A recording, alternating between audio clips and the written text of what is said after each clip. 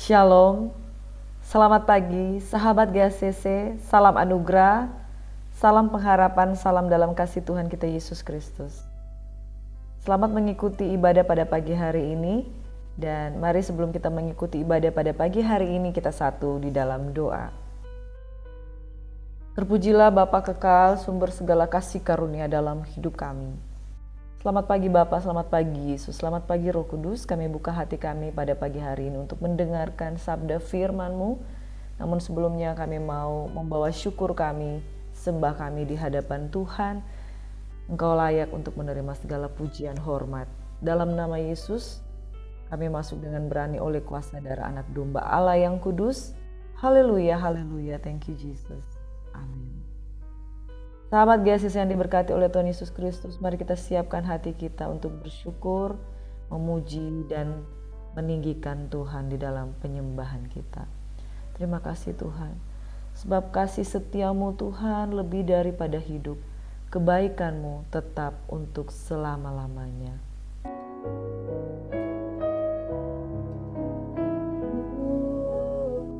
Ini pujian kami Tuhan. Kasih setiamu yang kurasakan lebih tinggi dari langit biru. Kebaikanmu yang telah kau nyatakan lebih dalam dari lautan. Berkat-Mu yang telah ku terima Tuhan. Berkat-Mu yang telah ku terima, amin, sempat membuatku terpesona. Apa yang tak pernah ku pikirkan, itu yang kau sediakan bagiku. Amin. Siapakah aku ini Tuhan? Jadi biji mata-Mu. Dengan apakah ku balas Tuhan selain puji dan sembahkan? Siapakah aku ini? Siapakah aku ini Tuhan? Jadi biji mata-Mu. Dengan apakah ku balas Tuhan selain puji dan sembahkan?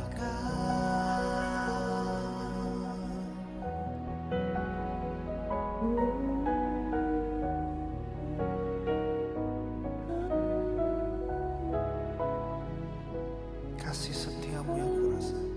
Kasih setiamu yang kurasakan, amin, lebih tinggi dari langit biru.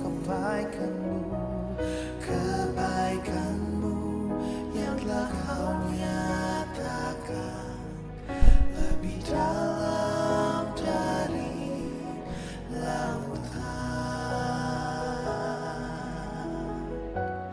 Berkat-Mu yang telah ku terima, Sempat membuat kami terpesona. sempat membuatku terpesona. Amin. Apa yang tak pernah ku pikirkan, itu yang kau sediakan bagiku. Siapakah aku ini Tuhan? Jadi biji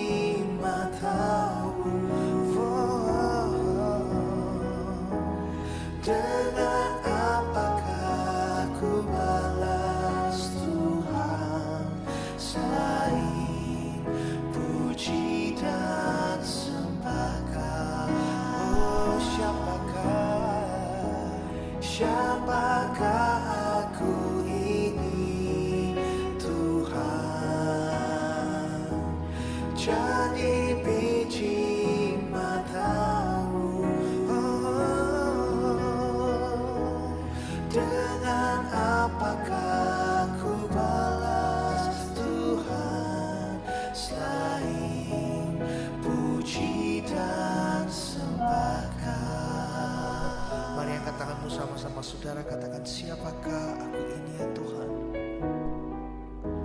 Siapakah aku ini Tuhan? Jadi biji matamu, dengan apakah ku balas Tuhan selain puji dan sembah Kau? Siapakah aku ini Tuhan? Jadi biji matamu,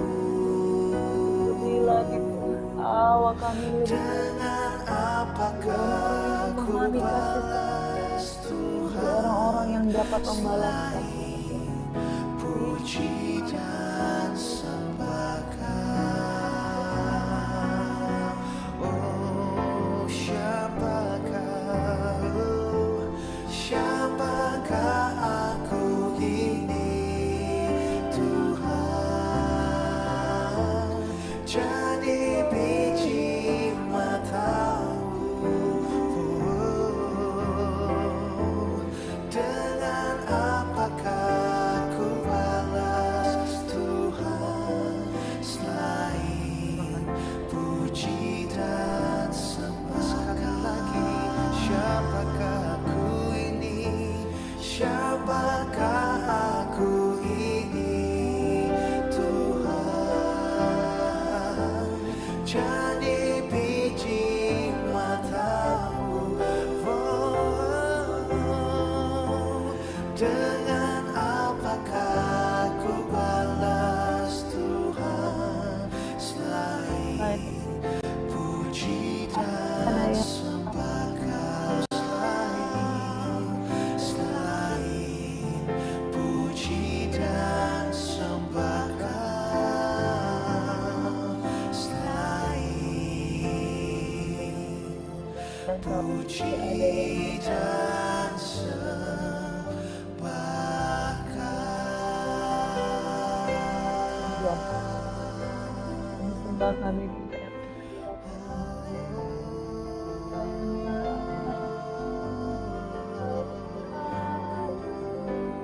Siapakah ini Tuhan?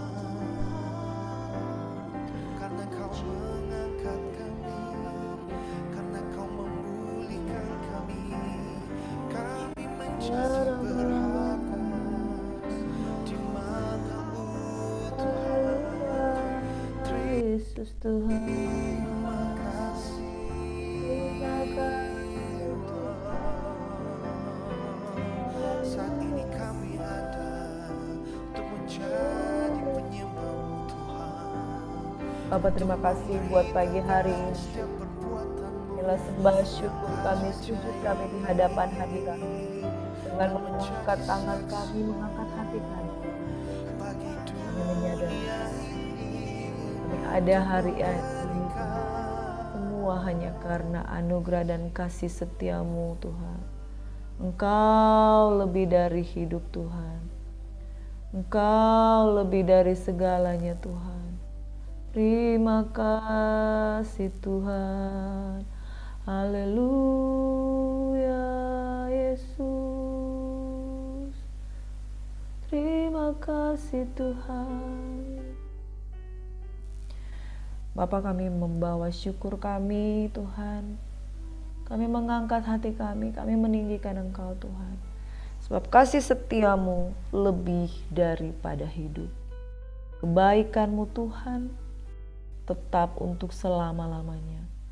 Dan di dalam nama Yesus Tuhan, kami ada pada hari ini semua karena anugerah-Mu berkat kasih setia-Mu. Engkau Tuhan yang luar biasa. Kami ada semua berkat kasih setia-Mu. Engkau Tuhan yang hebat. Engkau Tuhan yang hidup. Engkau Tuhan yang berdaulat. Dan kami ada pada pagi hari ini semua karena anugerah-Mu, semua karena kasih setia-Mu, semua karena kehebatan-Mu Tuhan. Terima kasih Tuhan. Tidak selalu Ia menuntut dan tidak untuk selama-lamanya Ia mendendam. Tidak dilakukannya kepada kita setimpal dengan dosa kita, dan tidak dibalasnya kepada kita setimpal dengan kesalahan kita. Tuhan adalah penyayang dan pengasih, panjang sabar dan berlimpah kasih setia. Setinggi langit di atas bumi, demikian besarnya kasih setia Tuhan atas orang-orang yang takut akan Dia. Bahkan sejauh timur dari barat, demikian dijauhkannya daripada kita segala pelanggaran kita. Seperti Bapa sayang kepada anaknya, demikian Tuhan sayang kepada orang yang takut akan Dia. Sebab Dia sendiri tahu kita ini apa. Dia ingat bahwa kita ini debu. Tetapi kasih setia Tuhan dari selama-lamanya sampai selama-lamanya atas orang yang takut akan Dia, dan keadilannya bagi anak cucu, bagi orang yang berpegang pada perjanjian dan yang ingat untuk melakukan titahnya. Terpujilah nama Tuhan, kekal untuk selama-lamanya. Thank you Lord. Terima kasih Bapa di surga, Engkau sungguh baik dalam kehidupan kami, sebab kasih setiamu lebih daripada hidup. Pagi hari ini Tuhan, kalau bukan karena kasih setia Tuhan, kami tidak dapat berbuat apa-apa. Tapi semua karena anugerah-Mu, semua karena kebaikan-Mu, semua karena kasih setiamu. Sebab itu kami mau memuji Engkau, kami mau meninggikan Engkau. Dan lewat firman Tuhan pada pagi hari ini Tuhan, kami terlalu percaya kasih setiamu yang telah meneguhkan dan menguatkan kami Bapa. Thank you Lord. Amin. Terima kasih Tuhan.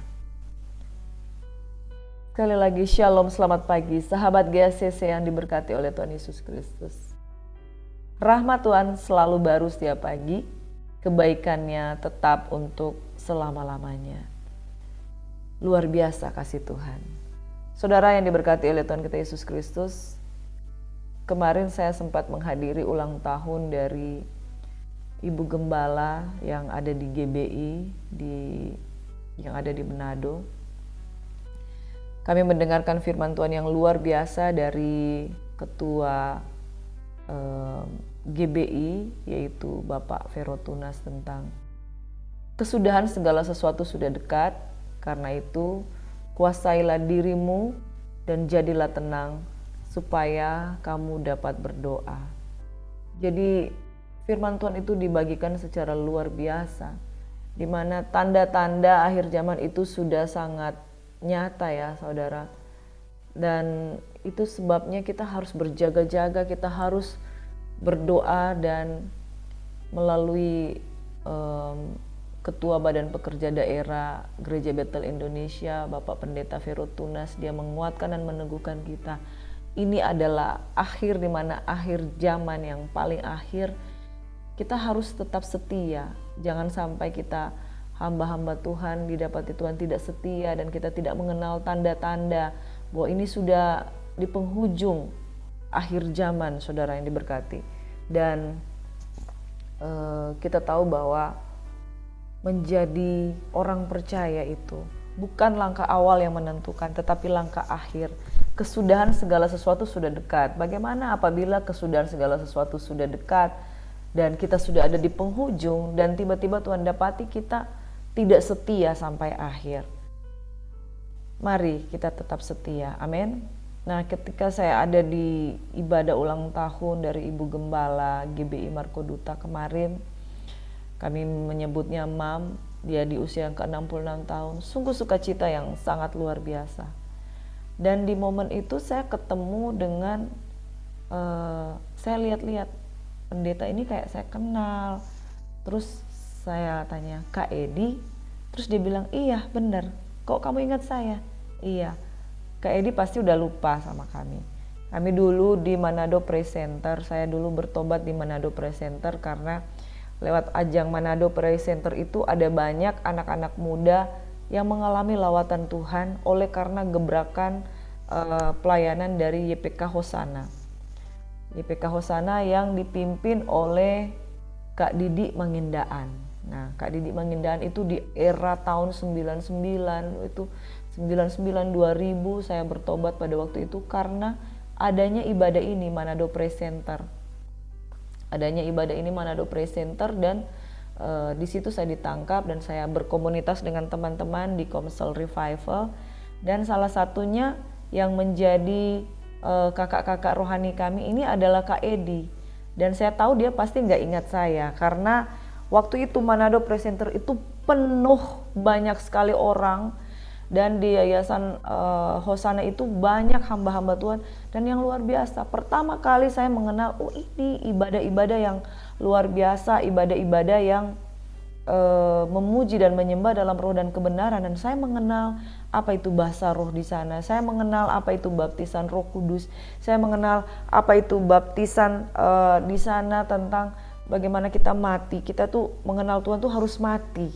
Jadi diajarkan dengan benar bahwa kita tuh mengenal Tuhan tuh harus mati tubuh manusia berdosa kita dan bangkit. Jadi intinya saya bertobat di Manado Praise Center lewat pelayanan Yayasan Hosana, dan ada kakak-kakak yang membimbing kami. Salah satunya Kak Edi, ketika kami beribadah Komsel Revival, dia pernah memandu kita di dalam pengajaran. Saya sangat ingat waktu itu Kak Edi Wanjoyo. Nah, pertemuan kemarin, flashback kemarin, dia tanya, kamu angkatan yang mana? Kak, saya sekitar 99 2000. Oh iya, saya 2001, saya sudah ada pelayanan di tempat-tempat lain gini dan sebagainya. Dan flashback dari pertemuan kemarin membuat saya mengingat bahwa sampai hari ini saya ketemu dengan Kak Edi Wanjoyo di usia yang sudah di atas 60 tahun. Beliau masih setia di dalam melayani Tuhan. Dan itulah yang menjadi sebuah perenungan bagi saya bahwa mari kita melayani sampai Tuhan datang, sampai kesudahan segala sesuatu Tuhan sudah dekat, tapi tetap didapati Tuhan kita setia. Dan Kak Edi Wanjoyo yang menjadi kakak rohani kami pada waktu itu, sekalipun dia udah nggak ingat kamu angkatan yang keberapa, karena memang banyak sekali anak-anak yang lahir dari rahim rohani dari Yayasan YPK Hosana. Dan saya percaya mereka sudah tersebar di mana-mana, menjadi orang-orang yang melayani. Dan puji Tuhan, ketika saya ketemu dengan Kak Edi Wanjoyo, bahwa di saat ini saya masih didapati Tuhan sedang setia melayani Tuhan. Kak Edi juga masih sedang setia melayani Tuhan. Ini yang mau saya katakan, bahwa kasih setia itu harga mati, saudaraku. Kasih setia Tuhan itu bukan bagaimana engkau memulai segala sesuatu, tetapi bagaimana engkau mengakhiri sebuah pertandingan dengan baik. Biarlah didapati Tuhan bahwa sampai hari ini ketika engkau setia dan mengikuti Tuhan, engkau didapati Tuhan itu masih didapati setia dan taat mengikuti Tuhan, masih setia dan taat untuk melayani Tuhan. Kalau saya lihat ke belakang, bagaimana saya flashback ke belakang, bagaimana Yayasan Hosana ini lewat pelayanannya Manado Praise Center itu bisa menangkap kami sehingga kami dapat mengalami pertobatan, lahir baru. Saya mau katakan, kalau bukan karena pelayanan ini pada waktu itu, saya mungkin belum mengenal Tuhan. Dan lewat pelayanan ini, itu buahnya jelas. Saya mengalami pertobatan dan bimbingan dari mereka. Nah, saudara diberkati oleh Tuhan kita Yesus Kristus. Saya mau katakan, tangkap setiap maksud Tuhan. Dimanapun Tuhan menangkap engkau untuk kamu mulai pertama kali mengenal Tuhan secara pribadi, biarlah kasih setia Tuhan itu membuat kita makin hari makin setia. Jangan cuman kita satu kali kita udah dengar firman, hati kita udah tersentuh, kita tuh rasanya pengen bertobat, terus kita tunda pertobatan kita sampai akhirnya kita mulai masuk lagi ke dalam pergaulan yang tidak mendukung kita untuk bertobat. Ketika saya pertama kali bertobat, saya masuk dalam komunitas yang mendukung saya untuk setia dengan Tuhan dan membentuk saya dengan firman Tuhan yang teguh, yang keras, sampai akhirnya saya memutuskan ini jalan hidup saya. Saya sudah ditangkap oleh Tuhan, saya nggak mau lagi meninggalkan Tuhan. Saya sudah ditangkap oleh Tuhan, saya mau belajar untuk setia. Ada banyak hal, ada banyak alasan untuk kita tidak setia. Tetapi satu hal saja yang menjadi alasan yang baik untuk kita tetap setia. Karena Tuhan sudah terlebih dahulu memberikan yang terbaik dalam kehidupan kita.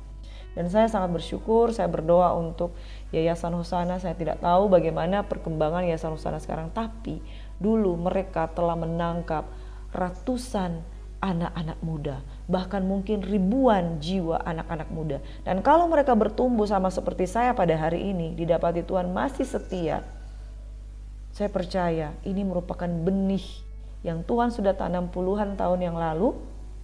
Ya, karena itu tahun 99, tahun 2000, berarti sudah 23 tahun. 23 tahun ditangkap oleh Tuhan. Dan benih yang sudah berpuluh-puluh tahun ini, biarlah didapati Tuhan itu bertumbuh. Karena tanpa kasih setia, kita balas kasih setia Tuhan dengan kasih setia kita kepada Tuhan, benih itu gak akan bertumbuh. Sia-sia 20 tahun kita mengikuti Tuhan kalau kita tidak memiliki kesetiaan. Yang ada adalah kita naik turun dan tidak akan mengalami pertumbuhan dan buah. Saya bersyukur 20-an tahun, ternyata saya sudah 23 tahun semenjak saya bertobat. Saya ketemu lagi dengan kakak rohani saya. 23 tahun yang lalu, Tuhan masih dapati saya ada di ladang pelayanan. Dan justru ketika kami ada di ladang pelayanan, ketemu di ulang tahun dari Ibu Gembala GBI Marco Duta, kami ketemu berdiri bersama-sama sebagai hamba Tuhan yang diminta untuk berdiri untuk menumpangkan tangan mendoakan untuk Ibu Gembala. Kami berdiri bersama sebagai hamba Tuhan. Saya mau katakan saudara, Tuhan lebih dahulu mengasihi kita dengan kasih setia Tuhan. Satu saat nanti Dia akan melihat kasih setia kita, apakah kita masih tetap bertahan di dalam melayani mengasihi Tuhan, ataukah kita sudah terombang-ambing, atau kita sudah terseret, atau kita sudah terpikat dan kita lenyap dari peredaran, lenyap dari pelayanan, lenyap dari kasih setia kita dan mulai hanyut dengan pergaulan-pergaulan duniawi yang membawa kita ke dalam pencobaan. Saudaraku yang diberkati oleh Tuhan kita Yesus Kristus, Tuhan setia. Tuhan setia. Sebab itu mari kita berperilaku sebagai orang-orang juga yang mau setia di hadapan Tuhan. Amin. Saudara yang diberkati oleh Tuhan kita Yesus Kristus, pagi hari ini kita akan membaca dan merenungkan firman Tuhan, dan saya mengambil topik tentang kasih setia Tuhan. Namun sebelum kita lebih lanjut lagi di dalam pemberitaan firman Tuhan yang terambil dari 2 Tawarik 24 hingga 2 Tawarik yang ke-28, jangan lupa please like, comment, share, and subscribe for more videos. Biarlah dengan cara saudara like, komen, bahkan saudara share, maka YouTube akan mempromosikan video ini agar lebih banyak lagi menjangkau jiwa-jiwa yang ada di luar sana. Kerinduan kami saudara bahwa upah kami adalah kami bisa melayani Bapak Ibu Saudara sekalian. Upah kami adalah kami ketika bisa melayani di ladangnya Tuhan, kami bisa bermanfaat bagi banyak orang dan lebih lagi banyak orang sampai Injil diberitakan sampai ke ujung bumi. Amin. Gracia Hope Compassion Channel, kami berdoa, kami berharap saudara bisa mendukung, mendoakan kami supaya nama Tuhan dimuliakan. Pagi hari ini saudara, saya hendak mengambil poin penting tentang kasih setia Tuhan. Kesetiaan itu harga mati saudara. Sebab ada banyak hamba Tuhan yang sudah melayani dengan begitu hebat. Tuhan, aku sudah bernubuat demi namamu, aku sudah mengusir setan demi namamu, aku sudah menyembuhkan orang sakit, aku sudah membebaskan yang terbelenggu, yang terikat. Tapi apa yang dikatakan Tuhan? Enyahlah dari hadapanku, hai engkau pembuat kejahatan, aku tidak pernah mengenal engkau. Saudara, pada akhirnya tujuan akhir kita pada waktu kita setia, pada waktu kita melayani Tuhan adalah didapati Tuhan setia, didapati Tuhan masih mengenal kita. Ketika saya ketemu kemarin dengan Kak Edi Wanjoyo, dia nggak kenal saya. Dia nggak kenal karena kami ada ratusan sampai ribuan jiwa yang mereka layani pada waktu itu di Manado Presenter. Secara manusia memang sulit untuk mengingat atau mengenal orang yang mungkin Kak Edi Wanjoyo itu jarang komunikasi dengan kami, tapi dia memberikan pengajaran kepada kami dan kami mengingat apa yang dia katakan. Secara manusia sulit untuk mengingat kami. Tetapi kalau Tuhan, Dia adalah Allah yang mengingat semua anak-anaknya, siapa dia, bagaimana dia, dan apa yang dia lakukan. Tapi Tuhan mengingat orang-orang yang hanya orang-orang yang didapati setia sampai akhir. Karena bagi hambanya yang tidak setia sampai akhir, dia katakan, aku tidak lagi mengenal engkau. Kenapa? Karena kamu berubah. Kasih setia yang kuberikan kepadamu, engkau tidak balas dengan kasih setia.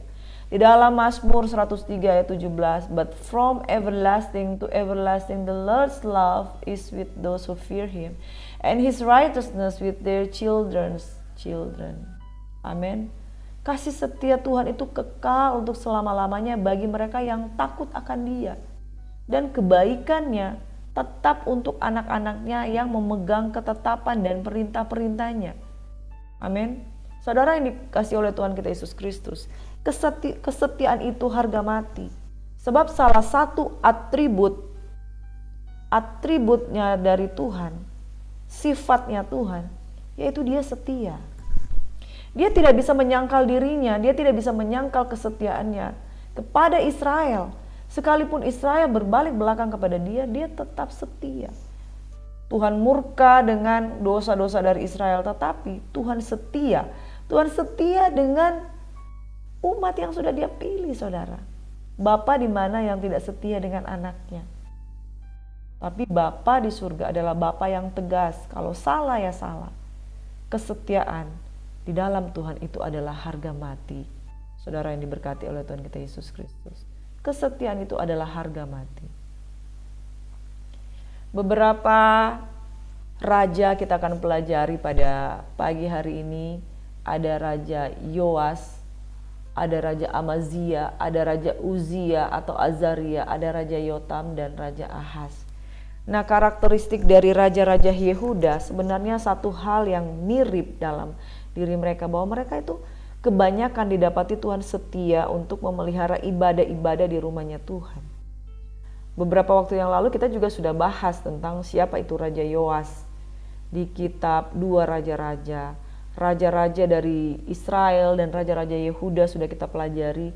Tapi di kitab Tawarik yang paling banyak kita pelajari itu adalah raja-raja Yehuda, karena di kitab Tawarik itu menuliskan tentang raja-raja Yehuda, kronologis Raja Yehuda. Sedikit menyentil tentang raja-raja Israel. Nah, Raja Yoas kita tahu bahwa dia adalah anak raja yang dikejar-kejar, yang akan dibunuh oleh Atalia, ya, istri Yoram. Istri Yoram, anak-anaknya Yoram itu dibunuh semuanya, yang lainnya, dan Yoas ini salah satu yang mau dibunuh juga.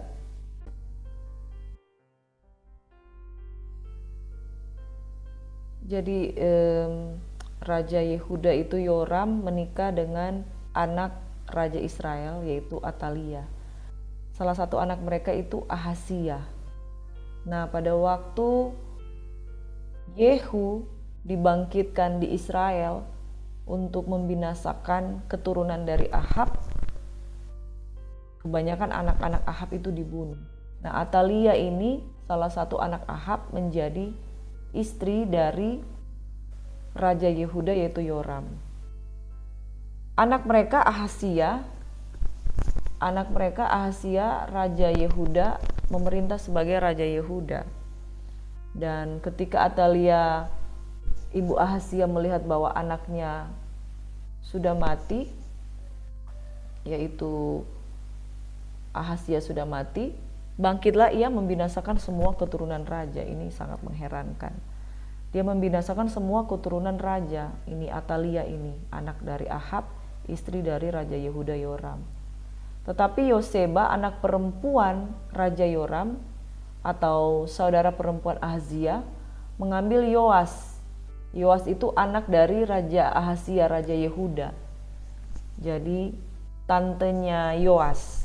Dia menculik dari tengah-tengah anak-anak raja yang hendak dibunuh itu, memasukkan dia dengan inang penyusunya ke dalam gudang tempat tidur dan menyembunyikan dia terhadap Atalia sehingga dia tidak dibunuh.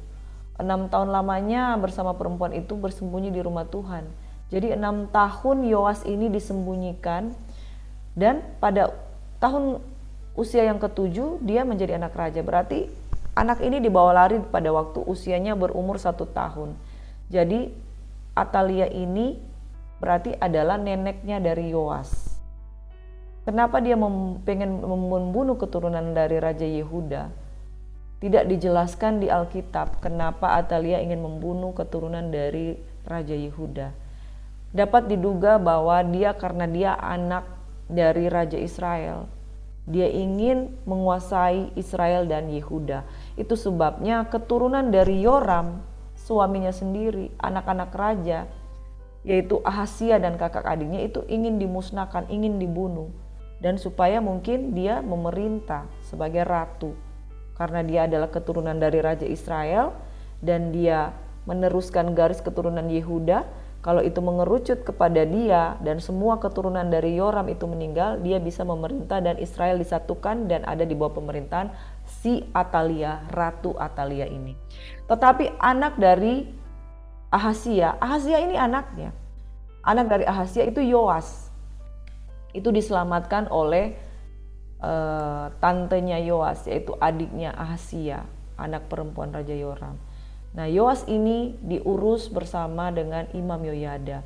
6 tahun lamanya bersama-sama dengan perempuan itu dengan bersembunyi di rumah Tuhan, sementara Atalia memerintah negeri. Jadi Atalia itu sementara memerintah negeri. Jadi dia pernah memerintah sebagai ratu, saudara.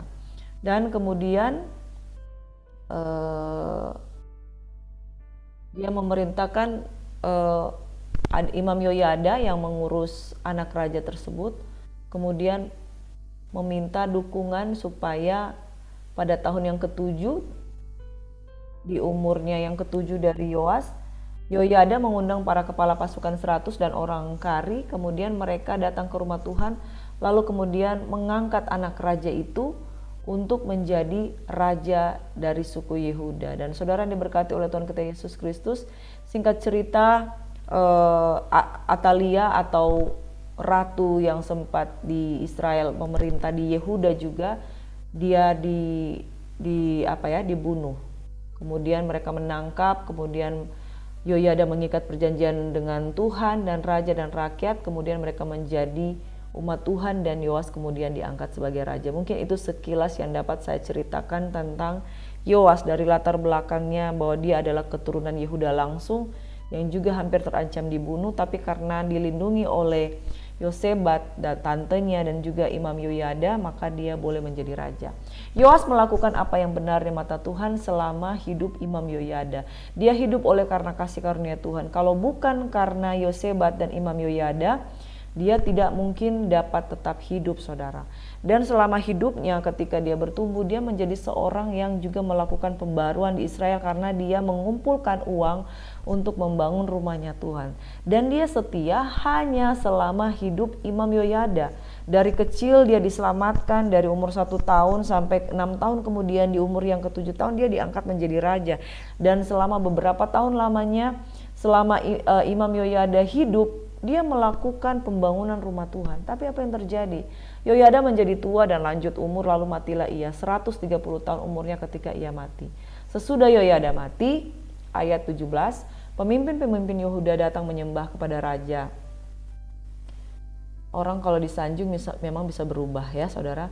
Kalau disanjung-sanjung, kalau dipuji-puji, dipuja-puja, dihargai, dihormati, itu bisa besar kepala dan pada akhirnya dia menyimpang. Yoas menyimpang. Setelah Imam Yoyada mati, dia disanjung oleh pemuka-pemuka negeri Yehuda. Dan apa yang terjadi? Mereka meninggalkan rumah Tuhan Allah nenek moyang mereka, lalu beribadah kepada tiang berhala dan patung berhala. Oleh karena kesalahan itu, Yehuda dan Yerusalem tertimpa murka. Keimaman itu dari Lewi itu biasanya menurun. Setelah Imam Yoyada meninggal, anaknya yaitu Zakaria itu menjadi imam juga. Tuhan mengutus nabi-nabi kepada bangsa Yehuda, yaitu kepada Yoas, supaya mereka berbalik. Dan nabi itu memperingatkan mereka sungguh-sungguh, tapi mereka tidak mau mendengar. Lalu roh Allah menguasai Zakaria, anak Imam Yoyada. Kalau anak Imam Yoyada berarti dia juga adalah imam. Ia tampil di depan rakyat, beginilah firman Tuhan.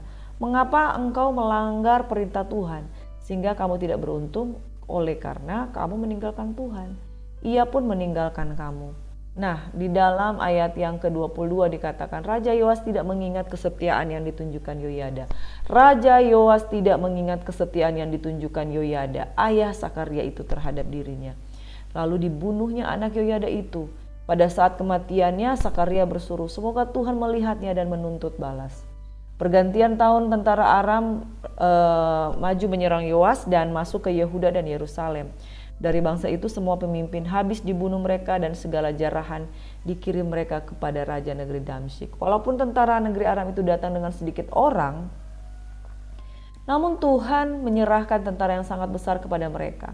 Karena orang Yehuda telah meninggalkan Tuhan, Allah nenek moyang mereka, demikianlah orang Aram melakukan penghukuman kepada Yoas. Akhir kehidupan Yoas, dia meninggal dunia dan saudara, dia mengakibatkan Imam Yoyada, anak dari Imam Yoyada itu meninggal. Jadi di sini kita belajar bahwa Yoas hidup benar. Yoas melakukan apa yang benar, membangun rumah Tuhan, mengumpulkan persembahan untuk membangun rumah Tuhan. Tapi kesetiaannya itu tidak bertahan.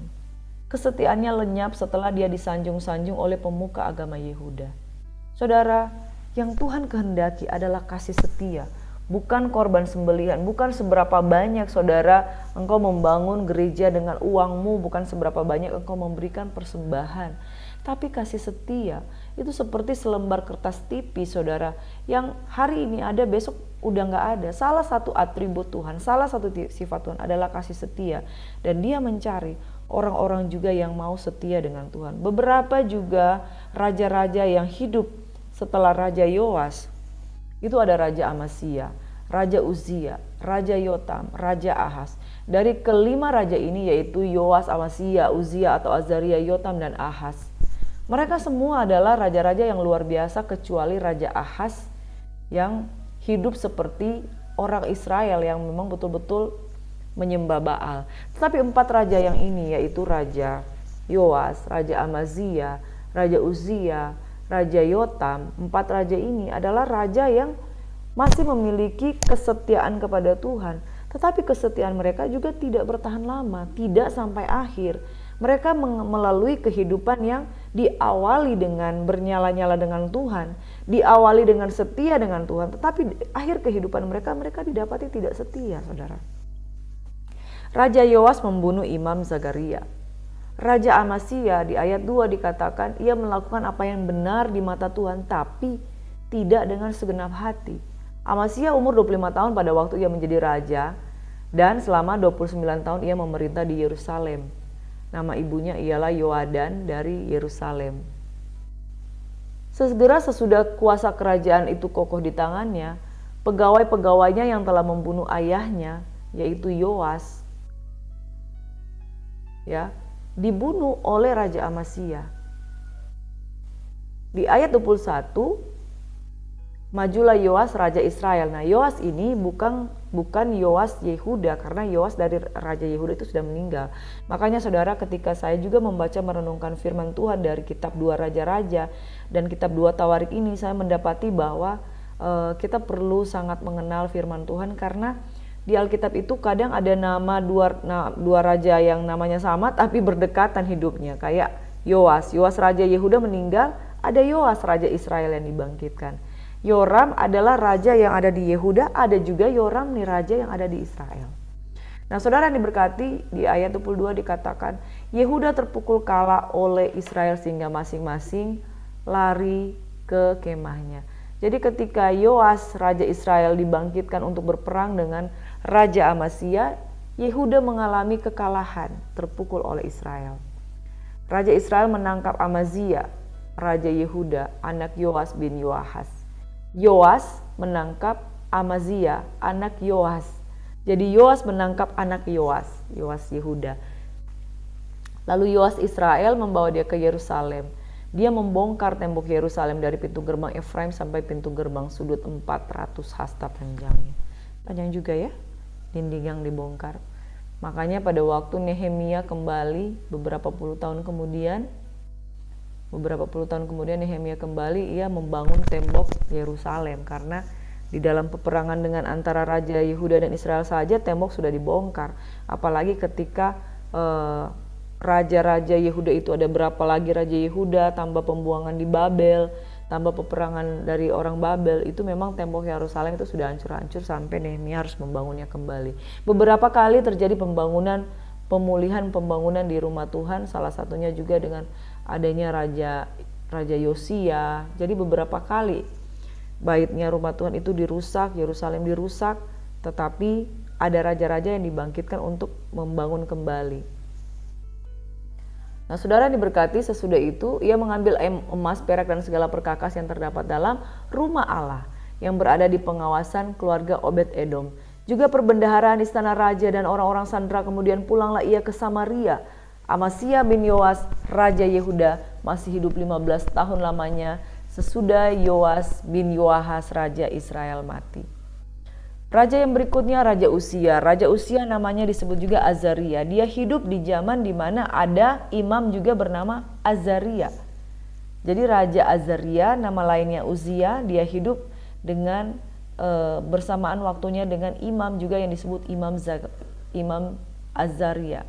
Segenap bangsa Yehuda mengambil Uzia yang masih berumur 16 tahun dan menobatkan dia sebagai raja menggantikan ayahnya Amasya. Umurnya 16 tahun waktu menjadi raja. Selama 52 tahun ia memerintah di Yerusalem. Dia memerintah dengan waktu yang cukup lama, sangat lama, 52 tahun. Karena Daud hanya memerintah 40 tahun lamanya. 7 tahun di Hebron dan 30 tahun di Yerusalem. Tapi Uzia memerintah selama dari 16 tahun selama 52 tahun. Jadi dia mangkat di umur 68 tahun. Ibunya ialah Yeholia dari Yerusalem. Ia melakukan apa yang benar di mata Tuhan, tepat seperti yang dilakukan Amasya ayahnya. Amasya mencari Tuhan tidak dengan segenap hati. Dia mencari Tuhan seperti Amasya, artinya mengikuti Tuhan tapi tidak seperti Daud yang sepenuh hati, tapi seperti Amasya yang hanya setengah hati. Ia mencari Allah selama hidup Zakaria, Imam Zakaria yang mengajarnya supaya takut akan Allah, dan selama ia mencari Tuhan, Allah membuat segala usahanya berhasil. Garis bawahi baik-baik saudara, ketika kita setia dengan Tuhan, Tuhan membuat apa yang kita lakukan itu berhasil. Tuhan memberikan kekuatan dalam kehidupan kita supaya kita berhasil dalam segala pekerjaan kita. Uzia mencari Tuhan dan dia melakukan apa yang benar di mata Tuhan. Allah menolongnya terhadap bangsa-bangsa yang menyerang, yaitu bangsa Filistin, bangsa Arab, dan terhadap orang Meunim. Orang-orang Amon membayar upeti kepada Uzia. Jadi ketika di sisi lain bangsa-bangsa Amon dan Moab menyerang, tapi kepada zaman pemerintahan Uzia mereka bukan menyerang tapi memberikan upeti atau membawa seserahan, uang, harta, benda, emas dan lain sebagainya, atau rempah-rempah. Itu biasanya upeti seperti itu. Nama Uzia masyhur sampai ke Mesir karena kekuatannya yang besar.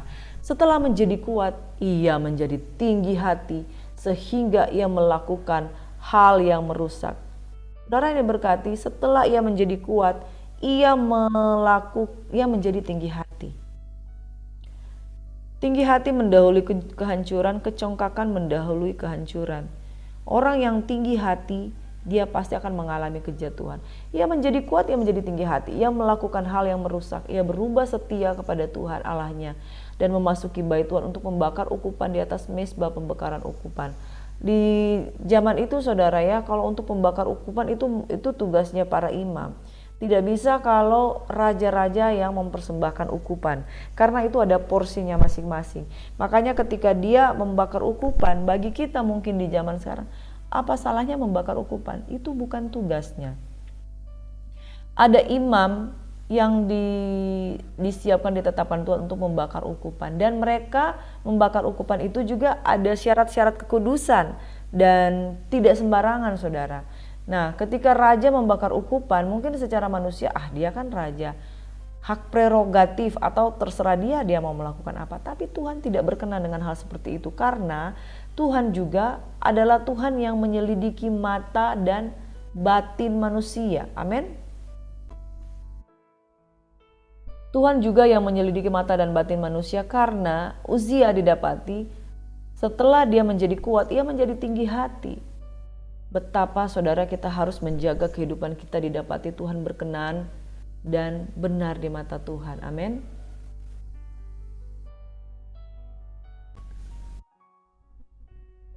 Karena perbuatan tersebut dia ditegur oleh Tuhan, dan Imam Azaria mengikutinya dari belakang bersama-sama 80 imam Tuhan.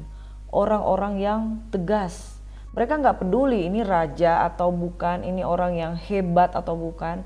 Mereka tegas dan menegur dia karena imam-imam ini adalah imam-imam yang di suku Yehuda itu, di suku Yehuda, Daud yang sudah mempelopori penyembahan di bait suci dengan imam-imam yang dilatih untuk memberikan yang terbaik kepada Tuhan.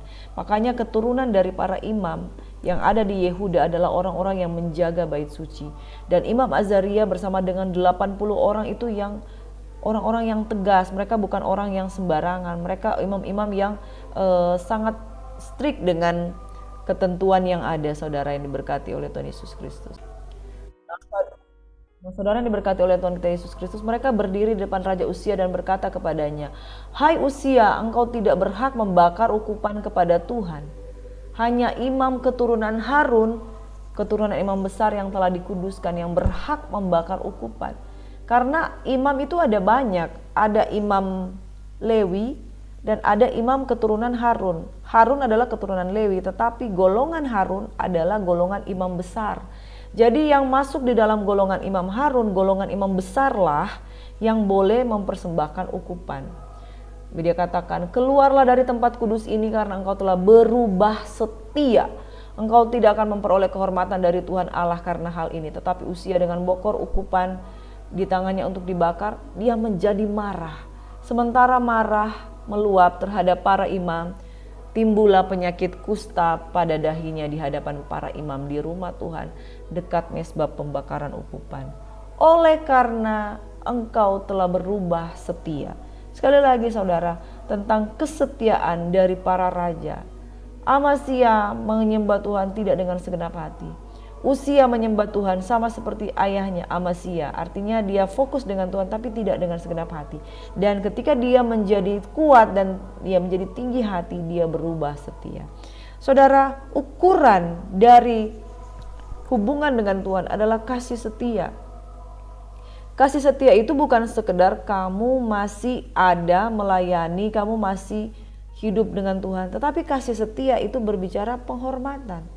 Bukankah di dalam firman Tuhan yang kita baca di dalam 2 Tawarik 26 ini, Raja Uzia itu masih membakar ukupan, dia masih memberikan persembahan, bahkan di rumah Tuhan. Kesannya dia adalah orang yang kelihatan baik dan setia karena mempersembahkan korban itu di hadapan Tuhan. Tetapi Imam Azaria bilang, kamu berubah setia. Jadi standar kesetiaan Tuhan itu sungguh luar biasa, saudara. Yang pertama, kesetiaan Tuhan bukan hanya berbicara soal bagaimana konsistensi engkau masih tetap melayani Tuhan. Tetapi kesetiaan yang Tuhan mau adalah ketika kita mempersembahkan korban, itu kamu menghormati kekudusan Tuhan. Jadi kesetiaan Tuhan yang Tuhan inginkan dari orang-orang yang hidup melayani Dia bukan sekedar setia melayani, tetapi di dalam pelayanan engkau tahu memberikan yang terbaik dan tahu diri. Saudara, saya memakai kata ini, tahu diri. Tahu diri itu bisa diinterpretasikan banyak hal. Engkau harus tahu posisimu, engkau harus tahu posisi Tuhan, engkau mengenali posisi Tuhan, dan orang yang menghormati Tuhan, itulah yang menjadi standar kesetiaan Tuhan. Uzia memberikan persembahan, Uzia membakar ukupan, tapi itu bukan porsi dia.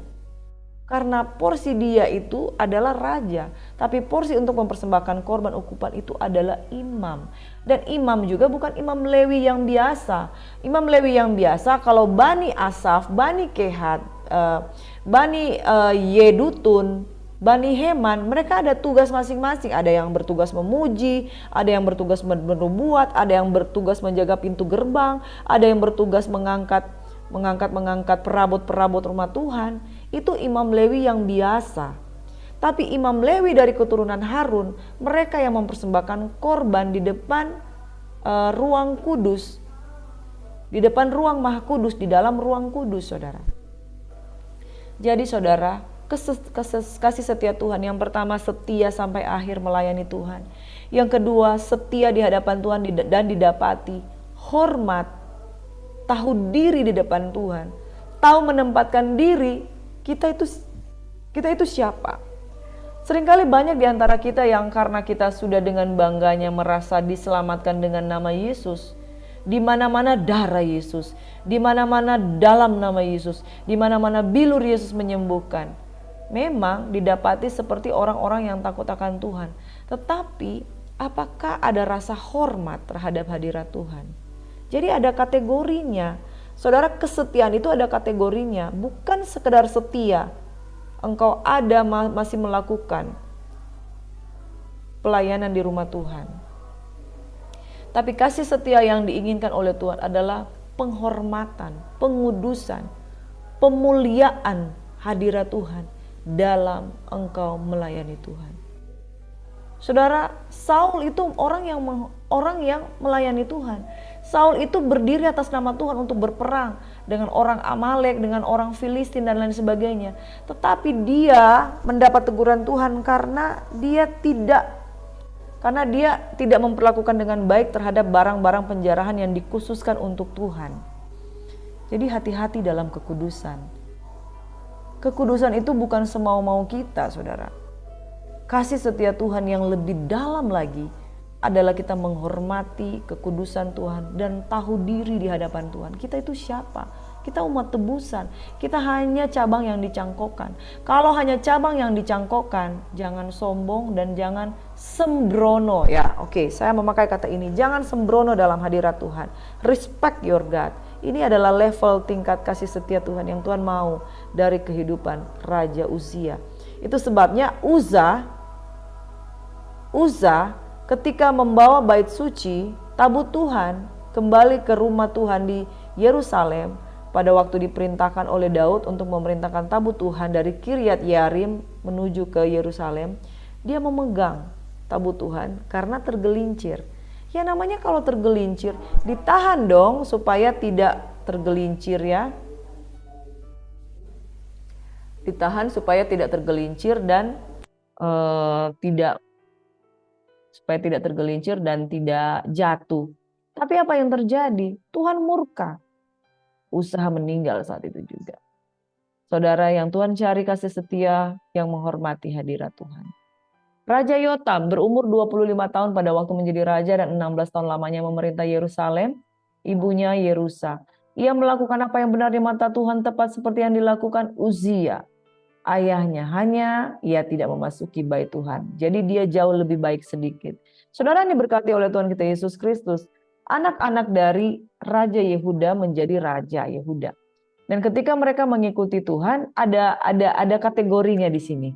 Kalau saudara lihat, kalau Amasya, ia melakukan benar di mata Tuhan, tidak dengan segenap hati. Kalau Raja Uzia, ia melakukan apa yang benar di mata Tuhan, seperti ayahnya Amasya. Kalau Raja Yotam, dia melakukan apa yang benar di mata Tuhan, tepat seperti yang dilakukan ayahnya Uzia. Kalau di dalam ayat-ayat yang lain, ada raja yang dikatakan dia melakukan apa yang benar di mata Tuhan, seperti Daud. Contoh Hizkia. Hizkia standarnya seperti Daud. Jadi raja ini dinilai kesetiaannya. Amin. Saudara, engkau dan saya juga, kesetiaan kita dinilai oleh Tuhan. Standar kesetiaanmu itu seperti apa? Mungkin engkau seperti Daud, berarti sudah hebat sekali. Tapi mungkin engkau seperti Amazia, mungkin engkau seperti Yotam, mungkin engkau seperti Raja Uzia. Itu Tuhan menilai. Yang ketiga, saudara, Tuhan menilai kasih setia kita. Kita nggak bisa punya standar sendiri, saudara. Tuhan menilai, Tuhan membuktikan bahwa orang ini hatinya dalam. Gini, Tuhan adalah Bapa yang bisa menilai, melihat hati. Jangan pikir apa yang kita tunjukkan di depan manusia, itu yang Tuhan lihat juga. Tuhan menilai sampai ke kedalaman hati.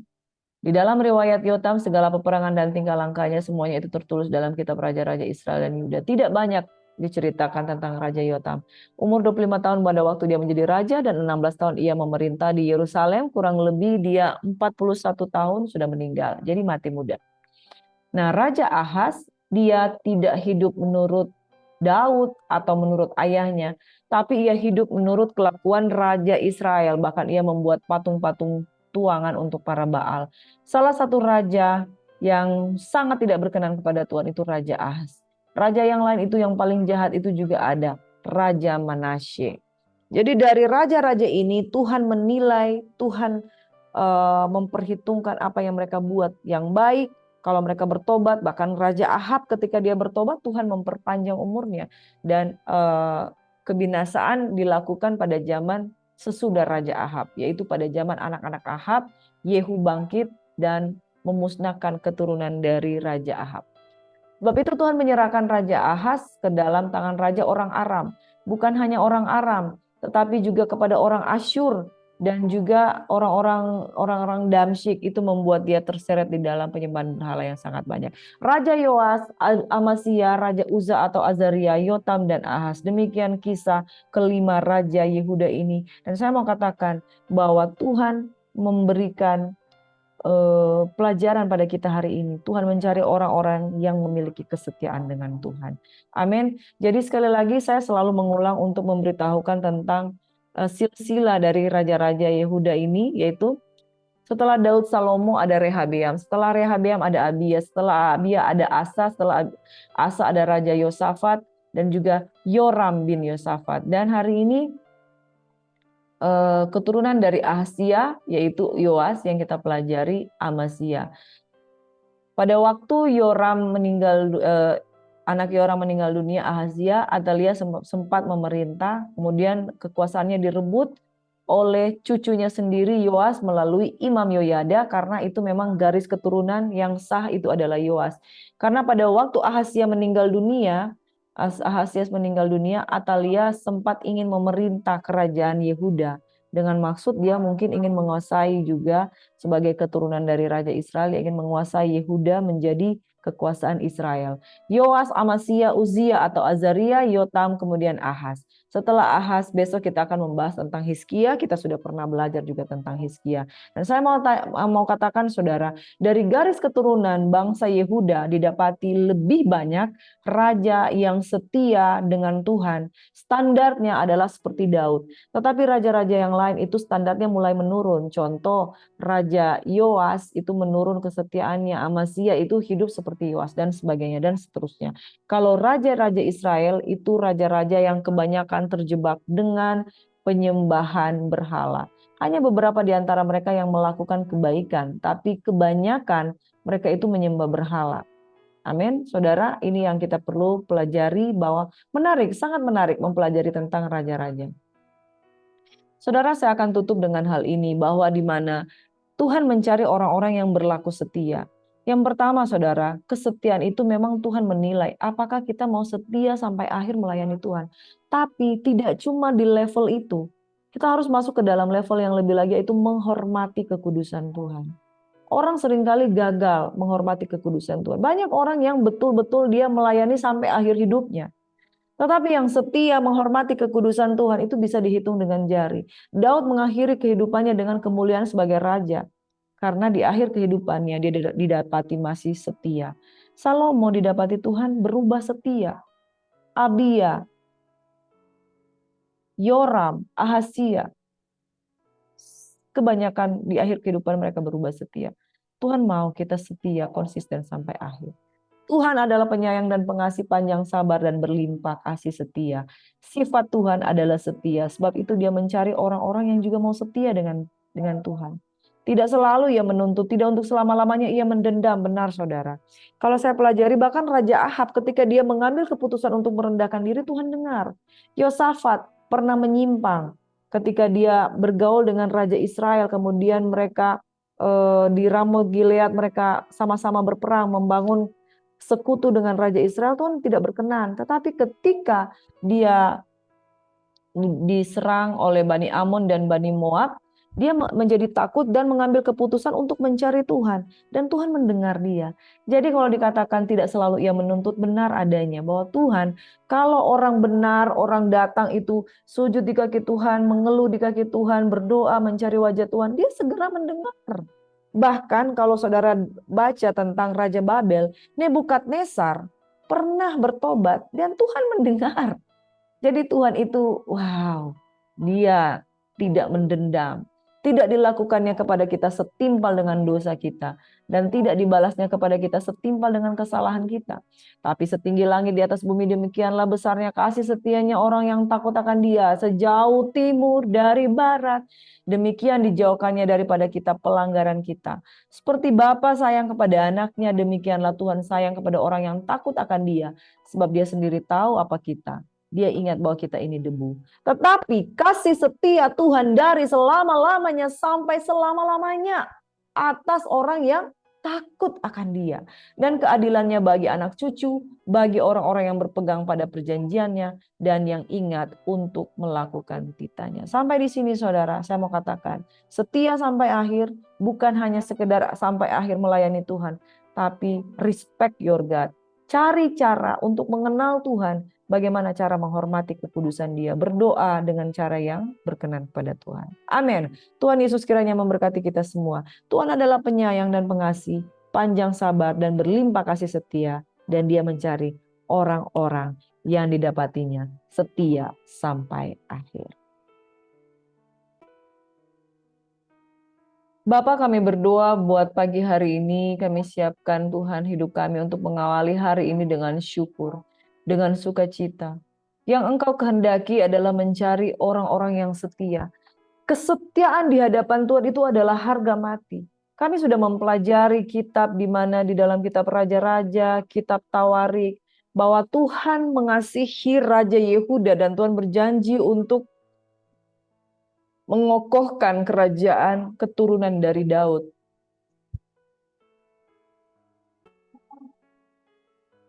Namun satu hal Tuhan, yang kami pelajari dari firman Tuhan, Engkau mencari orang-orang yang setia sampai akhir. Orang-orang yang mau menjaga mezbah, orang-orang yang mau menjaga hati. Dan Engkau begitu penuh dengan kasih sayang. Raja-raja yang berbuat jahat, berbuat dosa penyembahan berhala, ketika mereka dengan merendahkan hati, mereka bertobat, Engkau mendengar dari surga dan memulihkan keadaan mereka. Bapa di surga, kami bersyukur kalau hari ini kesetiaan Tuhan yang sudah menopang kami Tuhan. Sampai pada hari ini kami yang tidak setia, Engkau terus bentuk kami dengan teguran-teguran-Mu, Engkau terus bentuk kami dengan harapan-harapan-Mu lewat firman Tuhan. Sehingga ketika kami mengerti, kami belajar untuk mau setia. Bapa, bukan sekedar melayani sampai akhir, tapi kami rindu, kami menghormati kekudusan Tuhan. Kami menjaga mezbah ukupan Tuhan dengan memberikan penghormatan yang sebaik-baiknya. Bapa, dalam nama Yesus hamba berdoa Tuhan buat pagi hari ini, kekasih-kekasih Tuhan biarlah didapati Tuhan setia sampai akhir dan menghormati kekudusan di dalam pelayanan, menghormati kekudusan di dalam hadirat Tuhan. Dalam nama Yesus Tuhan kami berdoa dan mengucap syukur.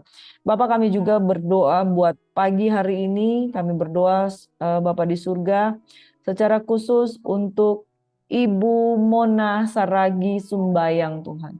Ibu Mona Saragi Sumbayang yang memiliki pergumulan saudara di dalam Tuhan. Saudara kami di dalam Tuhan ini memiliki pergumulan, dia seorang dengan latar belakang pengamen, dia memiliki banyak pergumulan, dia tidak menjelaskan apa saja yang menjadi pergumulan Tuhan. Namun kami berdoa pada pagi hari ini kepada Ibu Mona Saragi Tuhan. Ibu Mona Saragi Bapak, apa yang menjadi pergumulannya? Mungkin di dalam pekerjaannya dia mengalami kesulitan, atau di dalam pendapatannya, atau Tuhan kebutuhan keluarganya. Engkau memberkati Bapak, kami menopang mendukung dia. Karena kami percaya Tuhan, orang yang berharap dan bersandar kepada Tuhan tidak pernah akan ditinggalkan. Kami percaya Tuhan, kasih setiamu lebih daripada hidup. Engkau yang berkati Ibu Mona Saragi Tuhan dengan segala pergumulan beban hidupnya.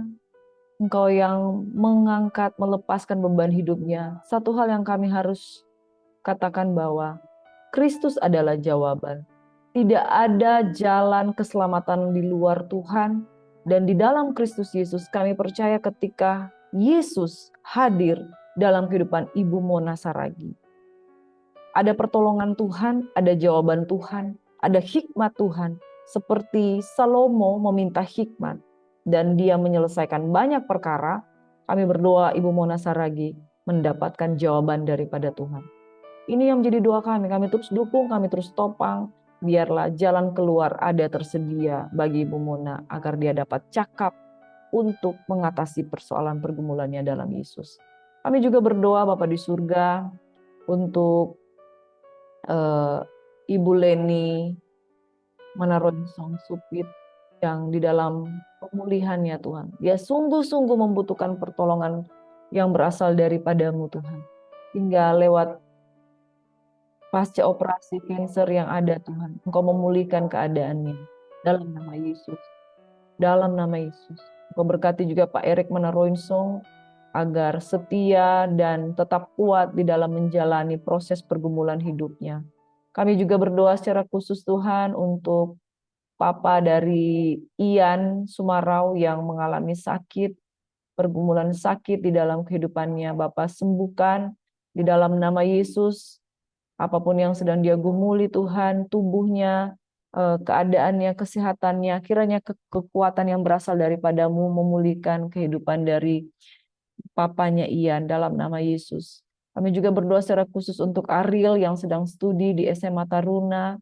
Tuhan Engkau memberkati agar dia boleh memiliki cita-cita dan berhasil beruntung di dalam apa yang dia kerjakan.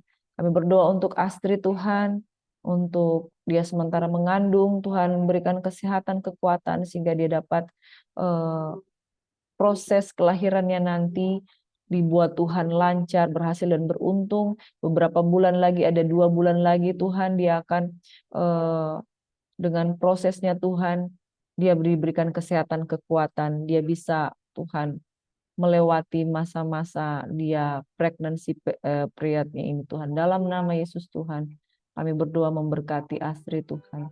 Secara khusus kami juga berdoa memberkati orang tua kami, Mama Eske Tuhan, yang selalu setia mencari Tuhan. Di usia tuanya kami tidak tahu dia pergumulan sakit apa, bahkan luka yang ada di tubuhnya Engkau sembuhkan Bapa. Dalam nama Yesus Tuhan, keadaan kondisi tulang-tulangnya, kesehatan, kekuatan organ-organ tubuhnya, tekanan darahnya, asam uratnya dijaga, dilindungi, dipelihara, dijauhkan dari sakit penyakit buat Mama Eske Maringka dalam nama Yesus. Kami berdoa dalam nama Yesus Kristus Tuhan. Kami percaya pertolongan Tuhan sungguh ajaib di dalam kehidupannya. Bapak kami juga berdoa Tuhan untuk Opung Herliana Siahaan yang selalu setia Tuhan untuk mendengar dan merenungkan firman Tuhan. Engkau memberkati Opung Herliana Tuhan, kesehatannya Tuhan, organ-organ tubuhnya Tuhan, kondisi Tuhan, tekanan darah, jantungnya semuanya Tuhan lindungi, Tuhan berkati dalam nama Yesus. Tuhan campur tangan sehingga kesembuhan menjadi bagian dari Opung Herliana ini Tuhan. Di dalam nama Tuhan kami Yesus Kristus, kami juga berdoa Tuhan secara khusus untuk Kurnia Tuhan, dan secara khusus Tuhan untuk Isabel dalam pergumulan dengan kehidupannya untuk bertahan hidup Tuhan. Engkau memberkati, Engkau berikan dia jalan keluar di dalam nama Tuhan Yesus Kristus. Bapak secara khusus kami juga berdoa untuk Bapak Haryadi, suami dari Ibu Herberta Tuhan, di dalam pemulihan, di dalam kami tidak menyebutnya dia memiliki penyakit, karena kami percaya dia sudah percaya dia disembuhkan. Dia disembuhkan, dia disembuhkan, dia disembuhkan, dipulihkan, dikuatkan, bahkan dia akan melayani Tuhan dengan setia. Kami juga secara khusus berdoa untuk Sister Ria Olen Tuhan, bersama dengan suami dalam pergumulannya Tuhan. Kami percaya keselamatan daripada Tuhan ada untuk Mr. Olen Tuhan, dalam nama Yesus Tuhan. Kami juga berdoa untuk anak Stephanie Tuhan, yang mau hidup Tuhan, membuka hatinya agar Tuhan jamah, Tuhan lawat sehingga dia dapat hidup benar, hidup berkenan kepada Tuhan, hidup sungguh-sungguh takut akan Tuhan. Buat Rio Siregar Tuhan, dalam nama Yesus berkati Tuhan bersama Tante Diana, bersama dengan Hana Tuhan. Rio dapat menjalani kehidupan awal yang baru bersama dengan Tuhan. Dia boleh menjalani kehidupannya dengan rahmat yang daripada Tuhan. Terima kasih Bapa di surga. Kesehatan, kekuatan menjadi bagian keluarga ini dalam nama Yesus Tuhan. Ina Muda Risma Tuhan, Engkau sembuhkan, Engkau pulihkan dalam nama Yesus. Jemaat-jemaat Tuhan, bagi semua yang hadir pada pagi hari ini, Engkau sembuhkan, Engkau sehatkan, Engkau kuatkan Bapa. Kalau mereka dalam pergumulan, satu hal, kasih setia adalah harga mati. Kesetiaan itu adalah harga mati yang harus terus kami kerjakan dengan melakukan Tuhan di dalam kesetiaan kepada Tuhan. Kerjakan keselamatanmu dengan takut dan gentar. Dan biarlah kami menjaga kehidupan kami benar berkenan di hadapan-Mu. Menjaga mesbah-mesbah doa kami. Bukan sekedar menjaga ada api, tetapi kami menghormati kekudusan Tuhan. Bapak terima kasih buat pagi hari ini. Kami juga berdoa untuk Bapak yang menitipkan doa karena dia dalam pergumulan, hutang dan ingin menjual rumahnya. Tuhan memberkati, berikan jalan keluar, dan kami percaya campur tangan kuat kuasa Tuhan, ada mujizat terjadi, mujizat itu nyata dan bukan sekedar menerima jawaban doa, tapi biarlah dia belajar untuk setia dengan Tuhan. Terima kasih Bapak di surga buat pagi hari ini. Ada banyak pokok-pokok doa yang terus mau kami naikkan Tuhan, dan kami bawa dalam nama Yesus, dan di dalam nama Yesus kami terima dengan iman setiap jawaban doa berhasil, beruntung, diberkati dalam nama Yesus. Ini doa kami Bapak, ini harapan kami alaskan, kami bawa hanya dalam nama Yesus Kristus Tuhan. Kami bersyukur, kami berdoa, kami terima dengan iman jawaban Tuhan. Haleluya. Amin. Shalom, Tuhan Yesus memberkati. Sahabat GASIS yang diberkati oleh Tuhan Yesus Kristus, jikalau engkau rindu untuk didoakan, silakan ketik di kolom komentar dan kami akan terus mendoakan baik di lewat YouTube ini maupun di background. Kami terus topang doa. Kami juga ada pelayanan Hati Immanuel Ministry yang setiap jam 12.30 WITA atau jam 11.30 WIB kami ada doa-doa syafaat khusus untuk orang-orang sakit. Memang list untuk orang-orang sakit tidak bisa semuanya kami expose di YouTube karena kadangkala itu merupakan rahasia iman yang terus kami doakan.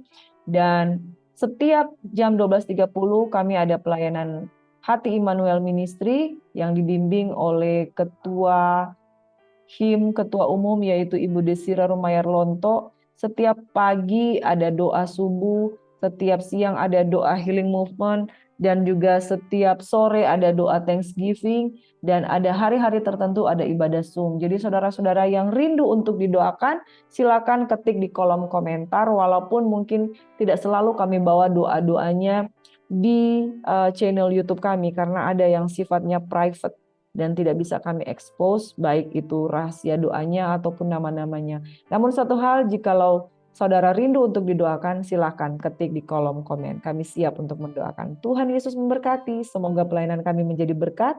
Jangan lupa dukung channel ini dengan mendoakan dan juga subscribe dan share. Tuhan memberkati. Shalom.